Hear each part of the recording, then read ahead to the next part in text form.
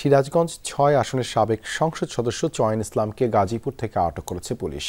রোববার রাত ১১টার দিকে শ্রীপুরের টেপির বাড়ি এলাকা থেকে তাকে গ্রেপ্তার করা হয়। পুলিশ জানায়, বৈষম্যবিরোধী ছাত্র আন্দোলনের নেতৃবৃন্দের তথ্যের ভিত্তিতে প্রয়াত আওয়ামী লীগ নেতা মিলনের বাড়িতে অভিযান চালানো হয়। ভবনটির ৪ তলার একটি ফ্ল্যাটে পাওয়া যায় সাবেক এমপি চয়ন ইসলামকে। ওই বাড়িতে পরিবারসহ ২ মাস ধরে অবস্থান করছিলেন তিনি।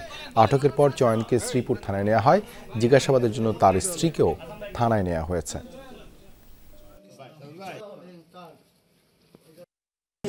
আপনারা এখানে কতদিন যাবত অবস্থান করছেন? 2 মাস যাবত। এই বাড়ি কি আপনার কোনো আত্মীয় স্বজন? মানে কি হয় আপনার এই বাড়ি মালিক? কোনো সুযোগ নাই।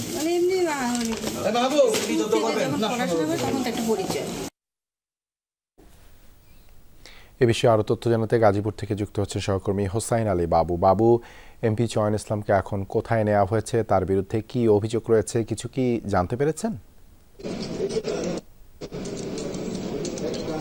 দেবাশিস, এখন কিন্তু চয়ন ইসলামকে এখান থেকে শ্রীপুর থানায় নিয়ে যাওয়া হয়েছে। এখনো কিন্তু এই বাড়িতে আসলে অভিযান চালানো হচ্ছে। পুলিশ কিন্তু এখন অভিযান চালাচ্ছে।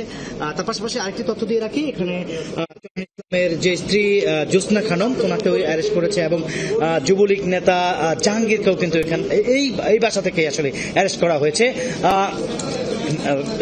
11টার সময় আসলে একটি সংবাদের ভিত্তিতে পুলিশ এবং সমন্বয়ক যারা রয়েছেন তারা কিন্তু এই বাড়িতে এসে অভিযান চালান। সেই অভিযানে এই বাড়ির 4 তলা থেকে আসলে চয়ন ইসলামকে গ্রেফতার করা হয়েছে।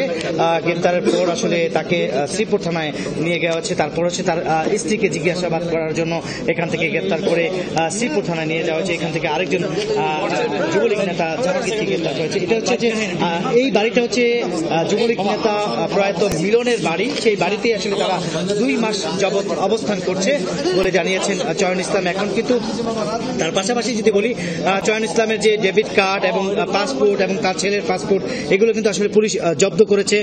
পাশাপাশি আরো অভিযান চলছে। আমরা এখানকার স্থানীয় নেতৃবৃন্দরা এখানে উপস্থিত রয়েছেন, তারাও অবস্থান করছেন। আসলে দীর্ঘদিন যাবত, দীর্ঘ 2 মাস যাবত আসলে এই যে চয়ন ইসলাম সেখানে অবস্থান করছে। আমরা এখানকার যে উপজেলা বিএনপির যে সাধারণ সম্পাদক আক্তার রহমান মাস্টার, ওনার সাথে আসলে কথা বলবো। ওনার বাড়ি আসলে এই ইউনিয়নে, আমরা একটু কথা বলবো ওনার সাথে। আসলে আপনারা এই যে উনি এতদিন যাবত এখানে অবস্থান করছেন, সেই সংবাদ আসলে আপনারা পেয়েছেন কিনা এবং কখন পেয়েছেন? পাওয়ার পর আসলে এখানে এসে আপনারা কি দেখলেন?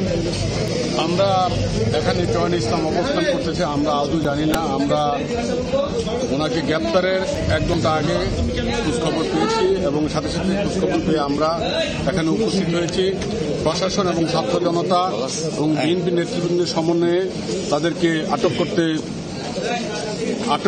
করতে পেরেছি এবং তাদেরকে আটক করে তাদের একটি পাসপোর্ট এবং বিভিন্ন ক্রেডিট কার্ড সহ তাদেরকে জব্দ করেছে থানা পুলিশ।